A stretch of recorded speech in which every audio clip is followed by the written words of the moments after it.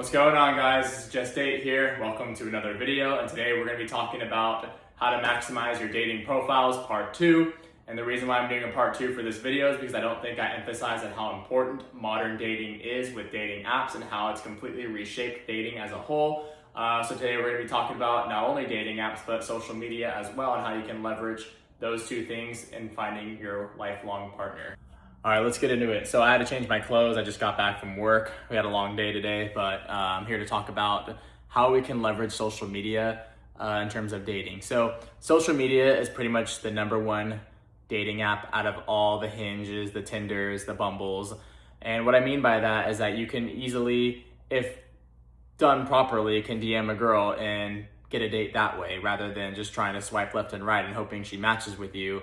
If the Instagram is done right and the pictures are up to par and the standards are correctly and you have the best looking Instagram page with the correct number of followers, there's a good chance she's gonna at least respond to your DMs and sort of take you up on that offer on the first date. So one thing you can do to get the correct number of followers needed is do something what's called follower farming.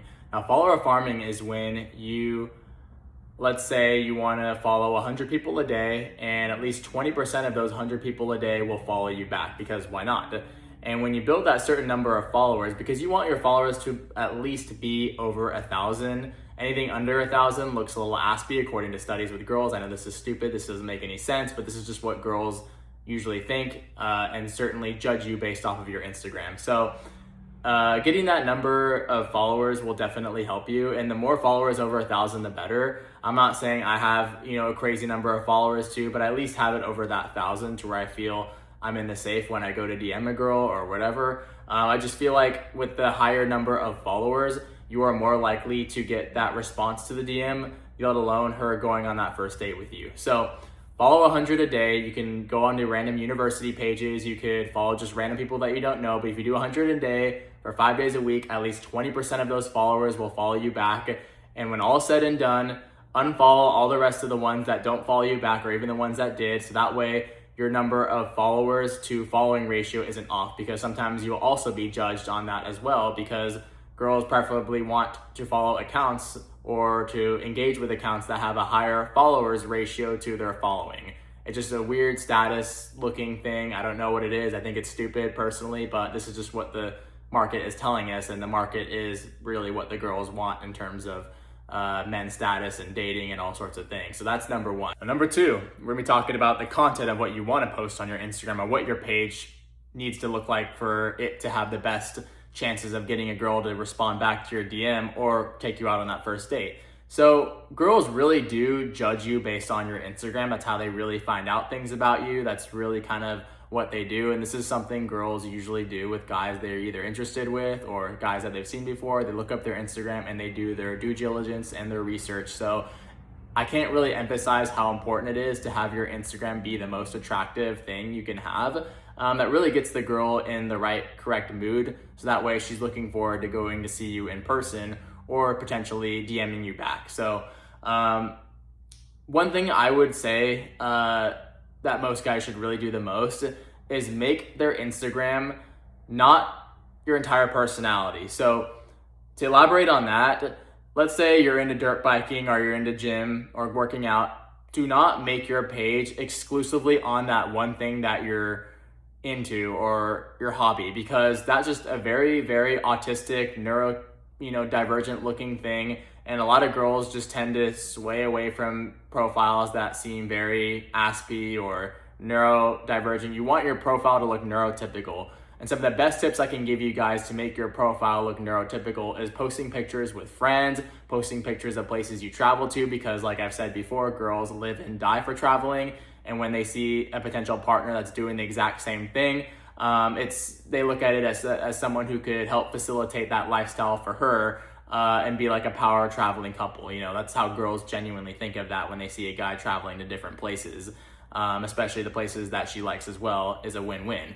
So having pictures with friends, going places, doing activities like going on the water, doing all kinds of stuff, just things that you would think a normal neurotypical individual would have, because most girls are looking for a guy that's more neurotypical. And even if you're not, just try to at least look like you are. I'm gonna show you my Instagram just to give you guys some ideas on what to post and kind of how to do that. Just kind of make it more of your life story and the things that you like, but don't make it exclusively to one thing. Like I said before about the dirt biking or the gym bros, because if you just have your page exclusively to one, that's just gonna make the girl, it really niches your market, I guess you can say, and it'll make you have only a small pool of girls you're dealing with. And as guys, we can't afford to niche our market at all because we're already dealing with a smaller pool of women nowadays that we can't afford to make that pool even smaller. So tip number 3, rather than going straight for the DM, saying something like hey or hi or are you up sort of thing, I would personally comment on something she posts on her story first,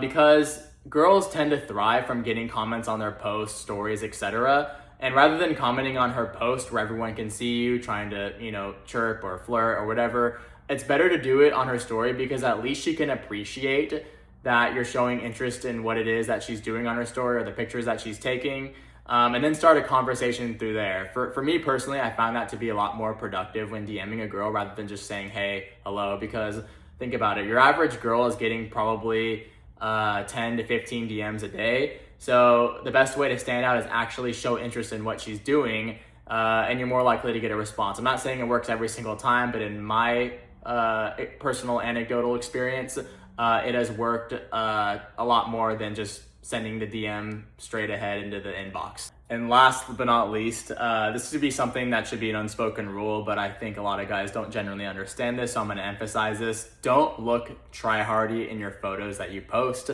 By try-hardy, don't post pictures of flexing selfies, don't post mirror pictures of you at the gym, and certainly, and most of all, do not post a bunch of pictures with your hands like this, with each girl's on each side. I promise you, girls do not really like that shit. Maybe 1 or 2 photos of that somewhere in your photo collage that's not on your thumbnail is acceptable, but the more you do that, the more you come off as super try hard, and I can promise you girls can see right through that. I've been guilty of that myself. I'm gonna be the first to admit it, and it just comes off as try hard, and honestly, at this point, being a try hard just looks very simpy, and a lot of girls tend to stay away from guys like that. So just make your post about, your life story, the things you like to do, not to one thing. Post pictures with friends, places you go, even the type of things you do for work, just all that stuff that sort of just makes you look like a normal person. One that's attractive enough too. Make sure your photos are good. Make sure you have good photos of yourself as well. You want to include a few of those photos of just you in there, as well as your friends and the places you go. Professional photos are always welcome. That's one thing you can do to help make sure you're always dressing nice. Make sure you're not wearing today's type of clothing, like the baggy jeans and all that type of stuff. I think is just absolutely atrocious. Wear lots of clothes like no logos, because that kind of style never really goes out of style. So just keep up with that, as well as just make your profile the most attractive it can be, and I guarantee you'll have success with that. And the reason I'm making a part 2 of this video is because we are in a social media type world where everything, including dating, is practically all within our phone. So the burden's really on us to make sure that those things are maximized, whether that's the dating apps, whether that's your Instagram page, is all these things that display your personality have to be on par, because girls are never gonna meet you if they get a wrong impression from judging you based on your Instagram or on your dating profiles and etc. So you wanna be able to break over those barriers so that way you can meet that girl for the first time and really display your good qualities and your personalities and all that good stuff, because the main thing that men are struggling with nowadays is getting a girl to actually go on a date with them. And that, to me, nowadays takes a lot of skill, and I'm here to teach you guys that. So we're gonna be talking about more stuff like this in the next few videos, so join me, subscribe, and ring the bell for notifications, and see you in the next video.